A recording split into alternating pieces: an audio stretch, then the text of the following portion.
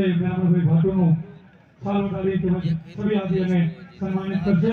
જોરદાર તાળીઓથી આપણે વધાવીએ મેરામણભાઈ ભાટુને. આપણી તાળીઓ છે બંધ ન થવી જોઈએ. મહેમાનને આપણે જ્યાં સુધી સાથે આપણા એવા સુરેશભાઈ વસ્ત્રાને વિનંતી કરીશ આપ શ્રી પધારો અને સન્માનિત કરવા માટે